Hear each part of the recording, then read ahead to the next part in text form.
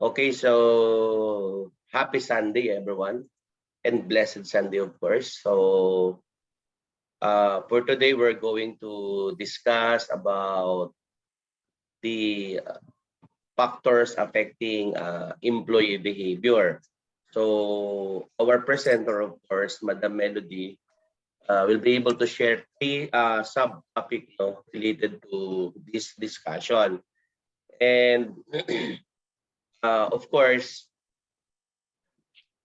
there are several actually internal as well as external factors affecting employee behavior. And most of the time, that is focused on leadership, uh, because managers and leaders play an important role in influencing the behavior of individuals at a workplace. It is the responsibility of leaders to set a direction for team members. In majority of the cases, it has been observed that employees do not feel like going to work when they have strict bosses. You need to stand by your team always. Another, of course, is the work culture. Including the transparency at all levels is essential.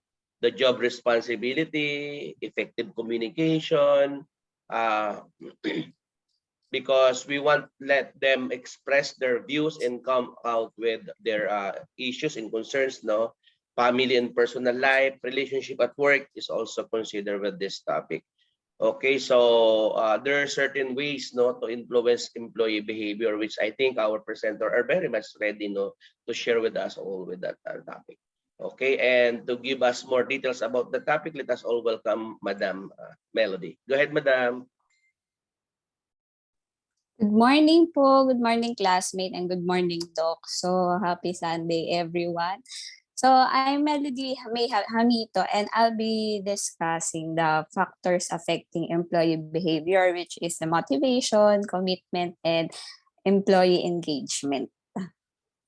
So, last week, Ma'am Ezra discussed about the organizational behavior.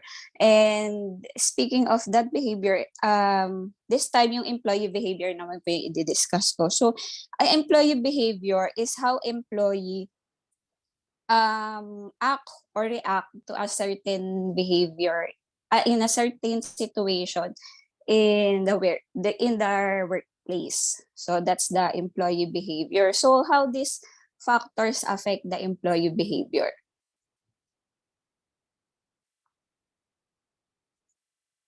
Yeah.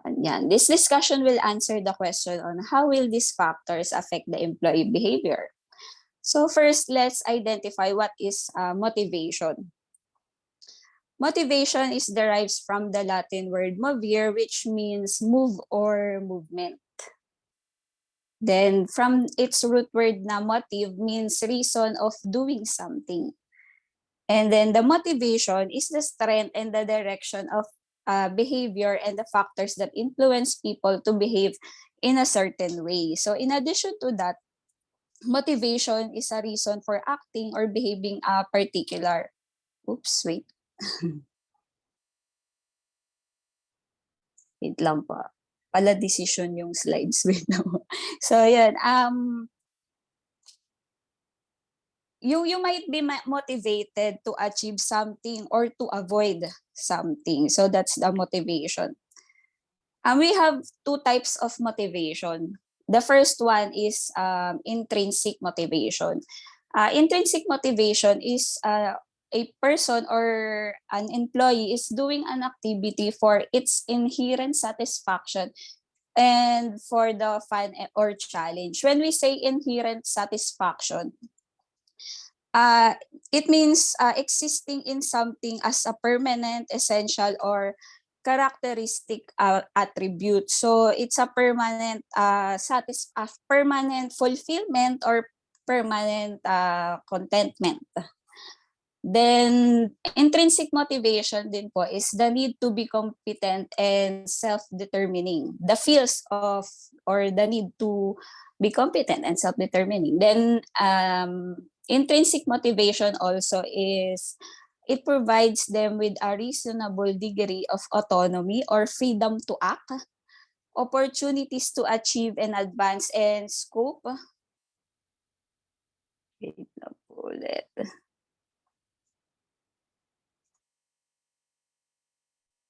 Sorry.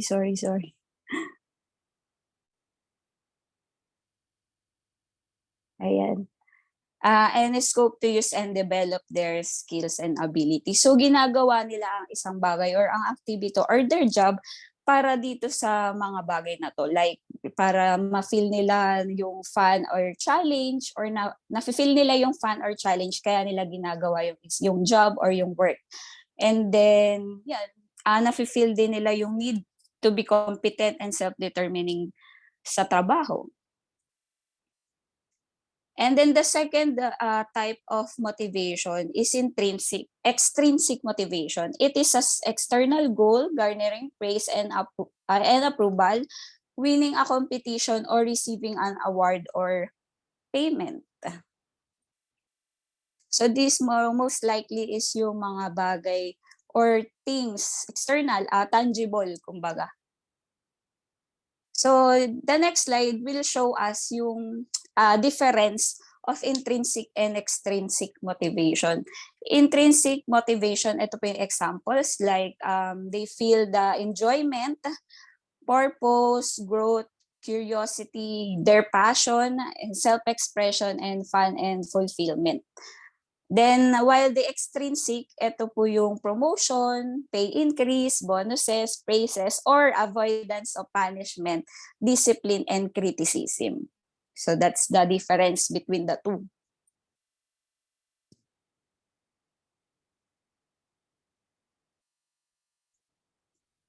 There are two aspects of motivation. The first one is the job satisfaction and money. When we say job satisfaction, it is defined as the attitude and feelings people have about their job.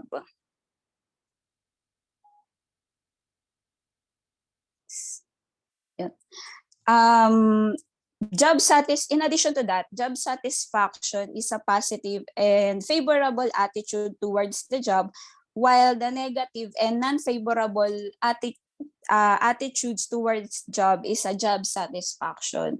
So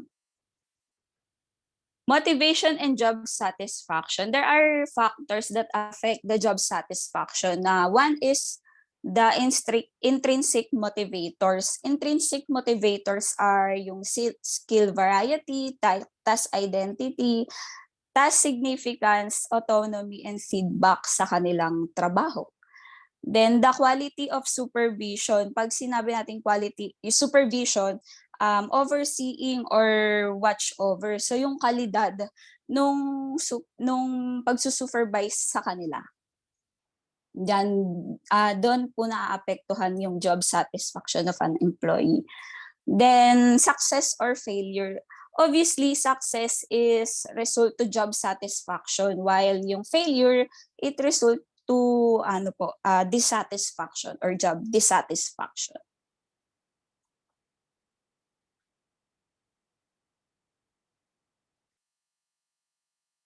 How about the money? Money is in a form of pay or some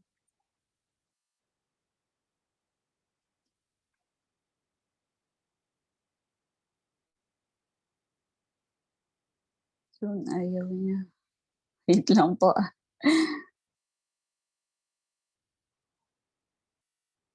Yan. Money is a form of pay or some other sort of remuneration.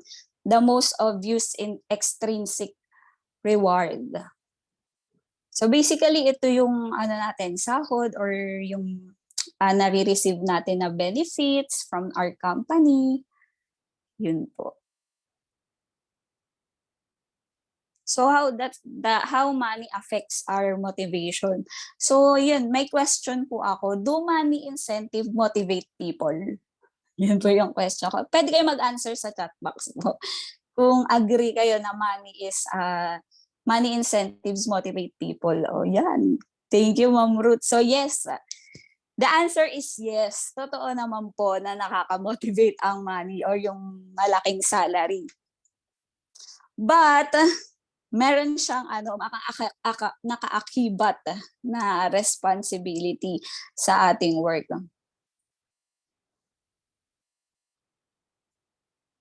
Yung money, sa employee na merong strong motivation sa money, ay considered or they could find their job less pleasurable.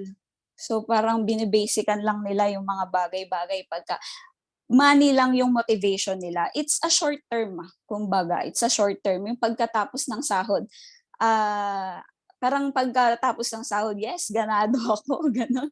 Pero after nung sahod, balik, less motivated kasi wala naman siyang money or gano'n.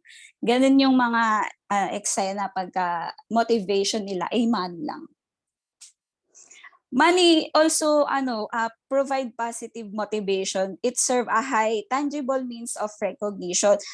Pero kapag binibigay natin yung money as an incentive in a wrong way or sa hindi magandang pagmamanage or pagbibigay sa kanila ng incentive, it will lead to demotivation. Pag doon na lang nakafocus sa money. So there are motivation strategy. The first one, ito po.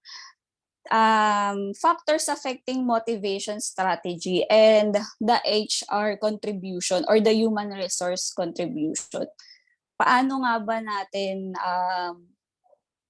mamomotivate yung as a human resource specialist, paano natin mamomotivate yung mga employee natin? So the first factor is unlikely success of simplistic approach based on needs theory.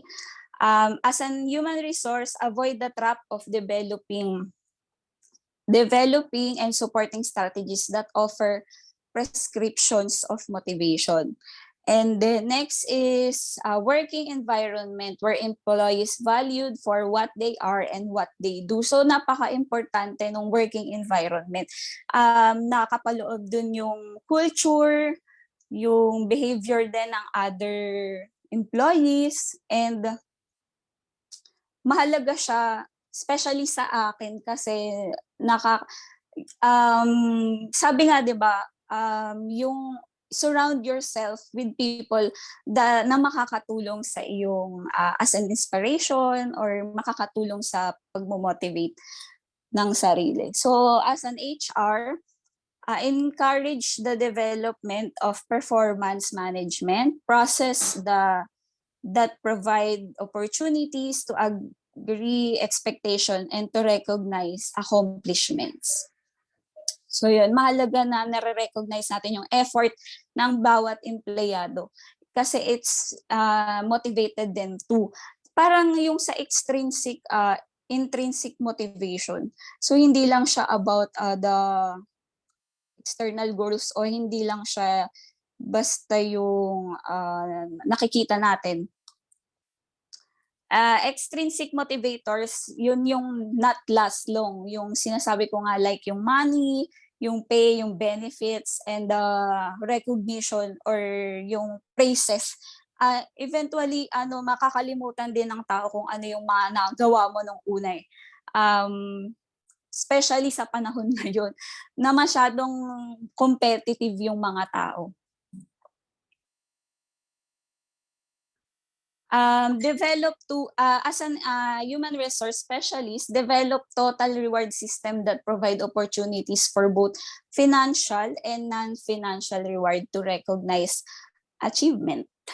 Then intrinsic motivators are concerned with the quality of working life, are likely to have a deeper and longer effect. So yun yung sinasabi ko kanina, na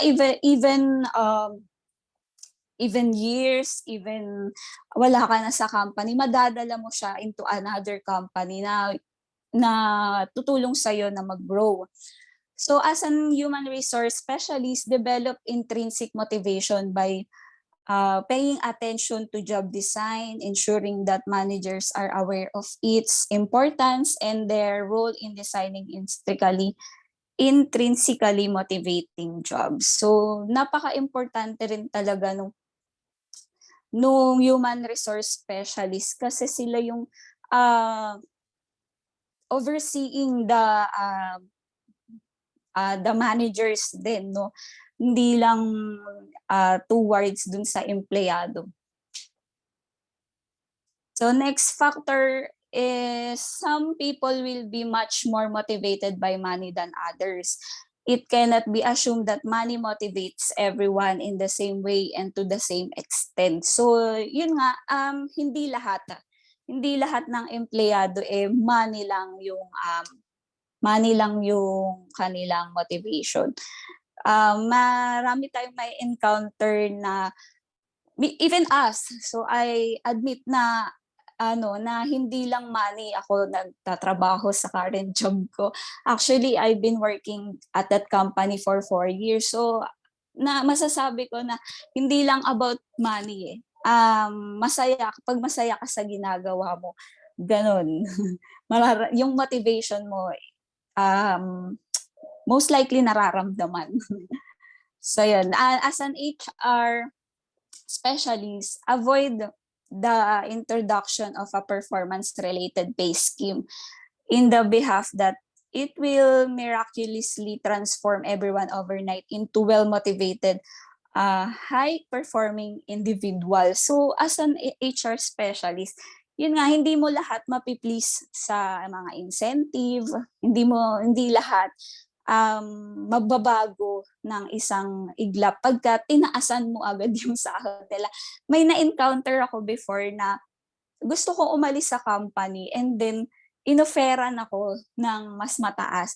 So parang sa akin dahil nga hindi extrinsic or hindi lang money yung motivation ko, hindi ako hindi ako nag-hold back na mag-resign kasi mahalaga sa akin yung masaya ako sa ginagawa ko. Yun. So yun, yung iba sa atin siguro naka-experience din ng ganun, no. So kung may may gusto kayong i-share, pwede naman siya i-share sa ating chat box. Kasi itong topic natin na to ay lahat makaka-relate talaga. Kasi lahat na pagdaanan to, even we started working. So next factor, the need for work that provides people a means to achieve their goals, a reasonable degree of autonomy and scope for the use of skills and competence. So as an HR specialist, advice on processes for the design of job that take account of the factors affecting the motivation to work, providing for job enrichment in the shape of variety, decision-making responsibility, and as much control as possible in carrying out the work. So HR specialist must help the employee in achieving their goals. Mahalaga siya kasi mahalaga siya as na ma-improve or yung growth ng ating employees. It motivated them too. So as an HR specialist, kailangan natin silang tulungan na ma-process yung job design, yung importante, alam nila yung gagawin nila.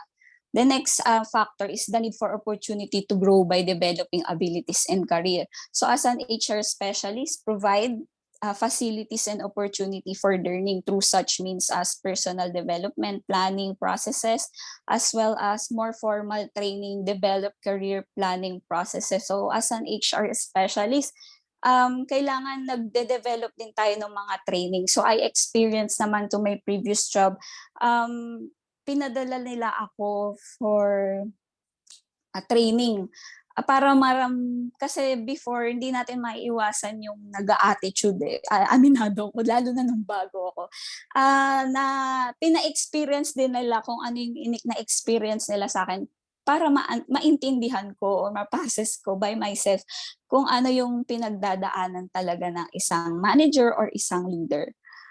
And then to improve syempre yung aking skills.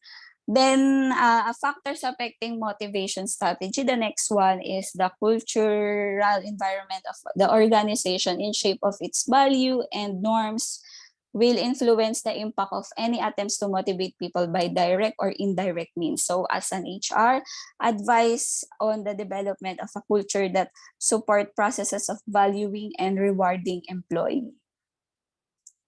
The next factor is motivation will be enhanced by leadership, which sets the direction, encourages and stimulates achievement, and provides support to employee in their efforts to reach goals and improve their performance generally. So by this factor, managers or inline managers are very important too. Kasi sila yung directly talaga na nakakasama ng isang empleyado. Most likely pag human resource specialist, ano lang siya, dati nga ang pagkakaalam ko lang sa human resource specialist yung tatawagan ko lang sila pag kailangan ko ng help sa mga ganitong bagay, ganun, o kaya pag may naaagabyado na ako sa work, tsaka lang ako tatawag. Parang ano lang siya, sumbungan, gano'n. Pero now, malaki rin pala yung effect ng human resource sa pagmo-motivate ng tao. So as an HR specialist, devise competence frameworks that focus on leadership qualities and the behaviors expected of managers and the team leaders. Ensure that leadership potential is identified through performance management and assessment centers. Conduct leadership development program. So napagdaanan ko din to sa previous no, bago ko maging manager, napagdaanan ko din siya sa aking previous job. Nag-conduct sila ng leadership train the trainers workshop. So yun, napagdaanan ko siya. So very relate talaga ako dito. So next factor is achievement motivation is important for managers and those who aspire to greater responsibility. So as an HR specialist, pay attention to job design to ensure that people are given the scope to achieve. Develop talent management processes to provide people with opportunities to achieve, and performance management processes to provide them with feedback on how well they are achieving and what they must do to achieve more. So yeah. So that's the human resource contribution or the strategy. So the next factor is the commitment. So if you have question po, please feel free to chat po sa chat box para we can address it later. Then the next one is the commitment.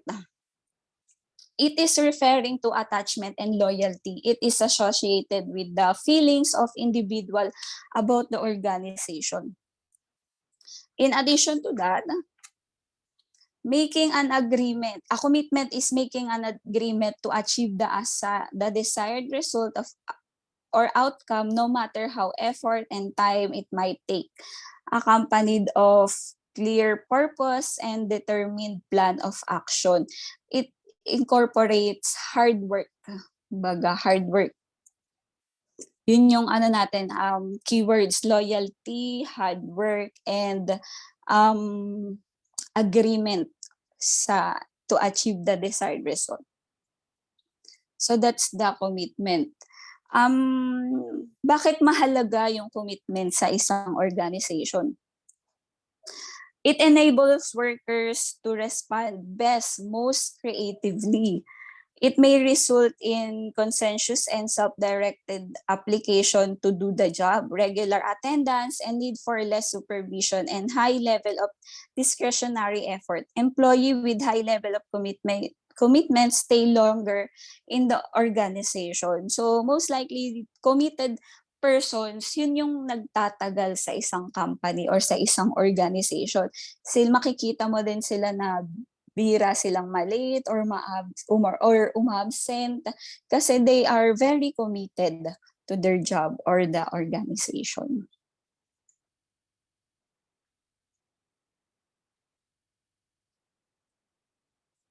There are characteristics of commitment by Mode.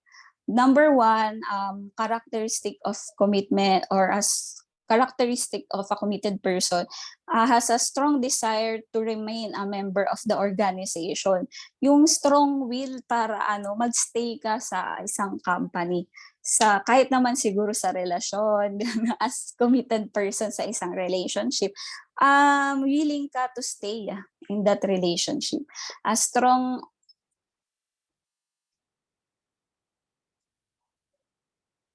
belief in and acceptance of the values and goals of the organization. And the third one, a readiness to exert consideration effort on behalf of the organization. So ma-identify mo rin talaga sa isang organization yung very committed na person. Madali lang silang mahanap. The factors affecting commitment, number one is the strategic level. Strategic level is a supportive business strategies, the top management, value commitment, and effective voice of the human resource in strategy making and governance. So that's the strategic level. Then the next one is functional level. When we say functional level, it is a human resource policy. Staffing based on employment stabilization, investment in training and development, and contingent compensation that reinforce cooperation, participation, and contribution. Then the third one is the workplace level, selection based on standard, broad task design and teamwork, employee involvement in problem solving, and climate of cooperation and trust. So that's the three factors affecting the commitment. Here's the developing a commitment strategy sa human resource specialist. Number one, advice on methods of communicating the values and aims of the management. Then next, emphasize to management that commitment is a two-way process. Hindi lang siya yung empleyado lang yung magbibigay. So partly the management also. Number three, impress on the management the need to develop a climate of trust. So napaka-importante pala nung trust. Develop a positive psychological contact. Number five, advice on the establishment of partnership agreements with trade unions. Recommend and take part in the achievement of a single status for all employees. Number seven, encourage management to declare a policy of employment security. Number eight, develop performance management process. Advice on means of increasing employee identification with the company. And lastly, enhance employee job engagement through job. So that's the part of a human resource specialist. Then the next factor is employee engagement. So what is employee engagement? It is the strength of the mental and emotional connection employees feel toward the work they do, their teams, and their organization.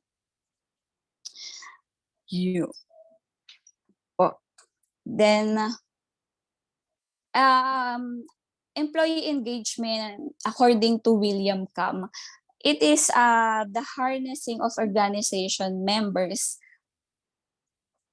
selves to their work roles. In engagement, people employ and express themselves physically, cognitively, and emotionally during role performances. And according to James Harter, the individual's involvement and satisfaction with as well as enthusiasm for work.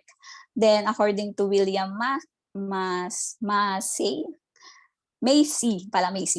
William Macy, an individual's purpose and focus energy evident to others in the display of personal initiative, adaptability, effort, and persistence directed towards organizational goals. And according to Kirstine Elfes, there are three components. Number one is intellectual engagement, effective engagement, and social engagement.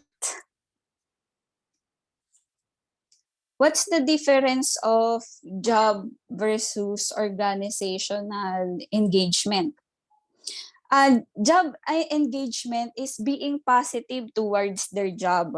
So the job itself lang. Then the organizational engagement is a positive attitude towards the whole organization. So meron palang pagkakaiba yung job itself and then the organizational engagement. So, ito yung three components of an employee engagement. So, na-discuss natin kanina, the motivation and commitment and the organizational citizenship. It's a component of the engagement. So, yung motivation here is not the extrinsic or the external goals. It is more likely the intrinsic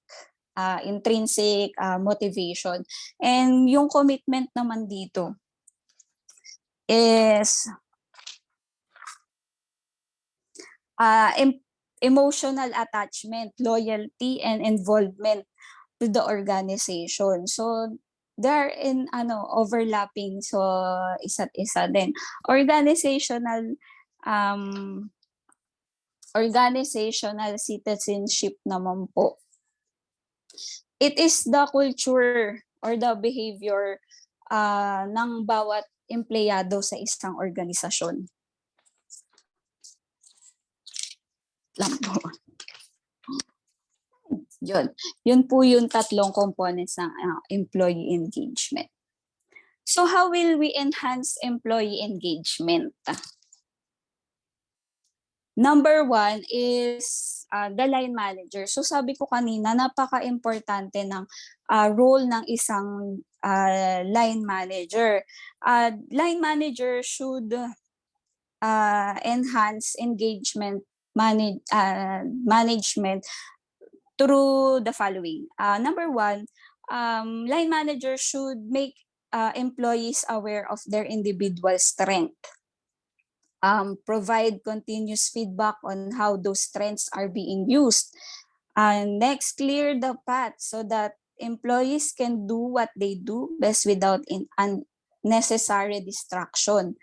Number 4, build trust by showing commitment to the employee's success. And Number 5, challenge people within areas of their distinctive strength. Focus upon particular skills and knowledge in order to build talent into strength.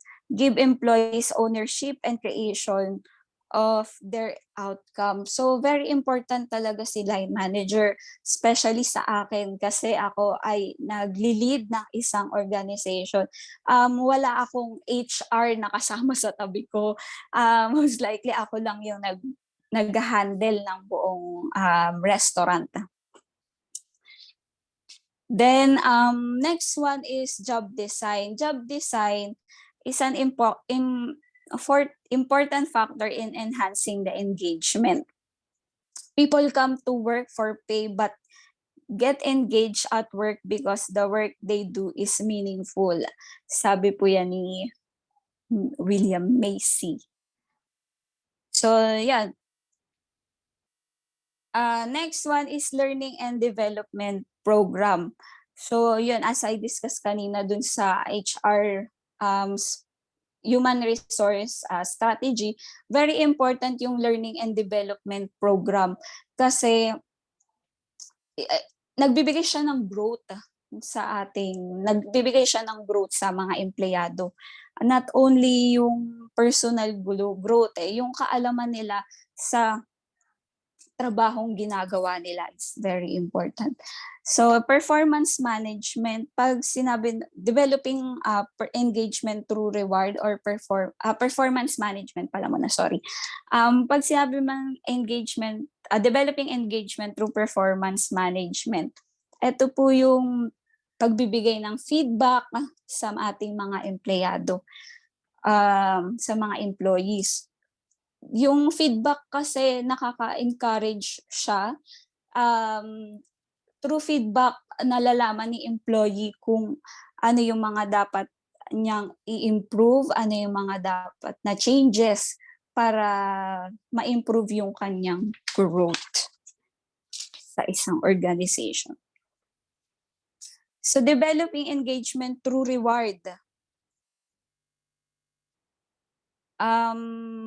Appreciate reward practices and processes, both financial and non-financial, and manage in combination, can help to build and improve employee engagement, and that badly designed or executed reward can hinder it. So yun nga po, badly management ng or badly planning ng rewards can lead to a negative result. So para ma-enhance yung job engagement, kailangan maayos na incentive, hindi yung susobra sa kung ano yung day wants or day needs. Tsaka dapat balance sa lahat ng employee, hindi yung may pinapaboran tayo na isang empleyado. How about enhancing organizational engagement naman? So kanina is yung job engagement, enhancing job engagement. So sa organizational engagement naman, number 1 is high involvement management.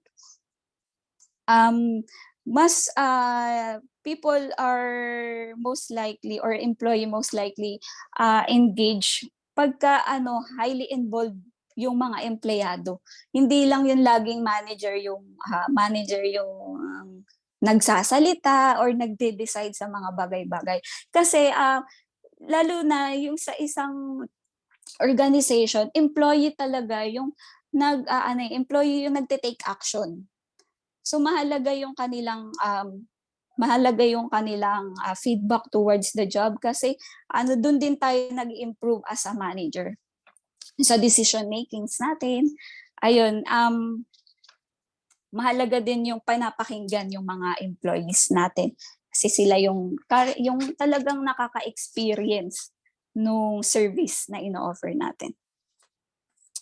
And then employee voice, yun nga, connected siya sa high involvement management. So very important na pinapakinggan natin yung mga employee natin, na nararamdaman nila na bilong ako. Bilong pala ako dito sa organization, dahil pinapahalagahan nila kung ano yung sinasabi ko. So nakakaano siya, yung engagement talagang mapapractice ng isang employee. Then the next one is the big idea. This was a clear sense of mission underpinned by values and a culture expressing what a firm is and its relationship with its customer and employees. The next one, in enhancing the organizational engagement, is the work environment. So kanina rin nasabi ko na siya sa commitment, that the work environment is very important.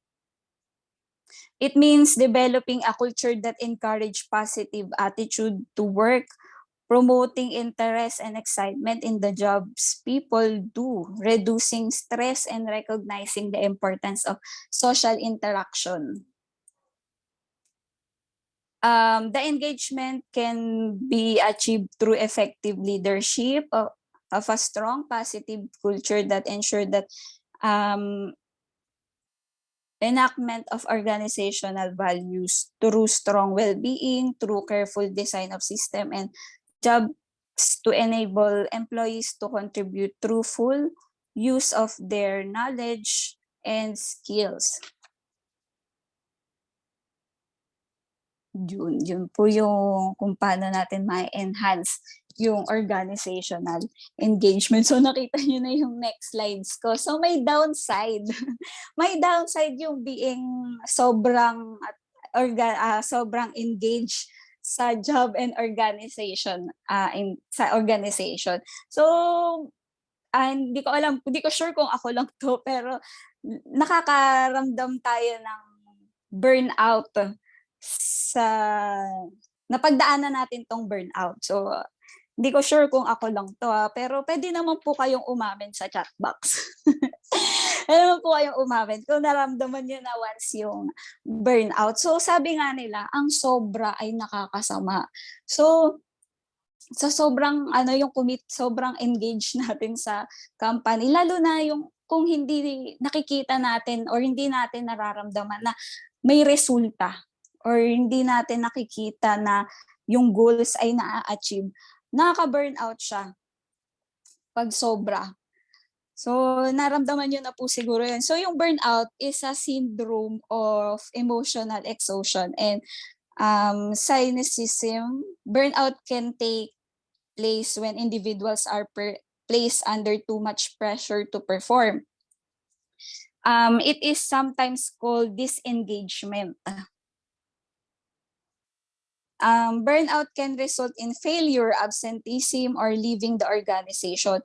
To avoid the pursuit of engagement resulting in disengagement and burnout, managements need to ensure that employees are not put under too much pressure, are provided with support when required, and are recognized for what they can achieve with the resources they have available. So napaka-importante na pinifeedbackan natin, kinakausap natin yung mga employees. Kasi hindi natin namamalayan, hindi natin napapansin. Siguro may pinagdadaanan to or pinagdadaanan yung isang empleyado. Masosolusyonan natin or ma-avoid natin yung burnout kung lagi natin silang kinakausap, pinifeedbackan, kinu-coach. Yun, kinu-coach. Or nabibigyan ng inspirasyon para ma-motivate sa kanilang trabaho or mabalik sa pagiging engaged sa isang work. So pag burnout ka, yun malungkot. Hindi mo nagagawa yung talagang dapat na gawin. So yun nga, pag sobra, nakakasama. Yun po. Yun yung burnout. So that's it. That's my discussion. So medyo mabilis po. If meron kayong i-share or additional sa aking presentation, pwede nyo naman po siyang i-share. So if you have also question, please feel free to ask questions. So thank you and thank you for listening, everyone. Good morning po ulit.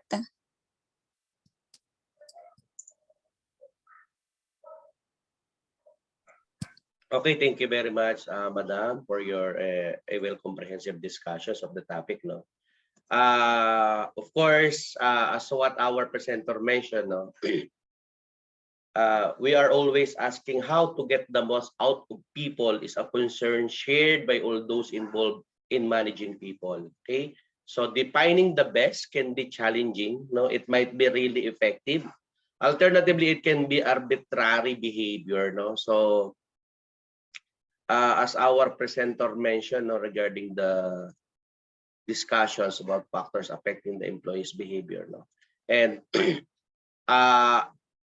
managers and team leaders, no, have the primary duty for maximizing, no, employee performance at the same time, no, and motivation is the force in direction of conduct as well as the things that lead people to act in particular ways, no.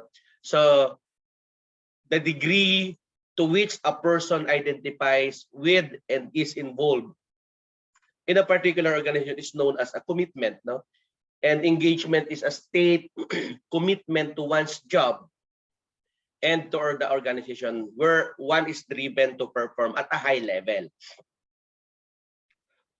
Although, no, it is attempted throughout the throughout the discussion, it is challenging, no, to separate the notions of motivation, commitment, and engagement. Simply put, it may be claimed that the goal is to have a direct impact on individual performance when in extrinsic motivation occurs, no.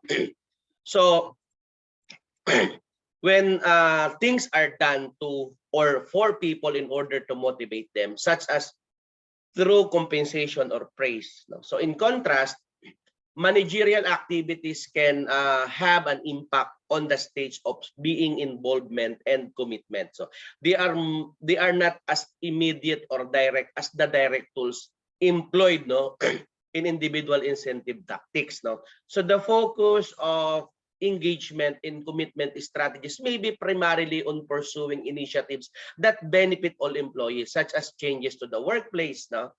So as part of our discussion, 3 more factors of workplace conduct are taken into account. No, the first one, of course, the job satisfaction. No, the people's attitude and sentiment towards their work is also considered with this discussion. So I think that's it for this topic. Thank you very much po sa presenter natin.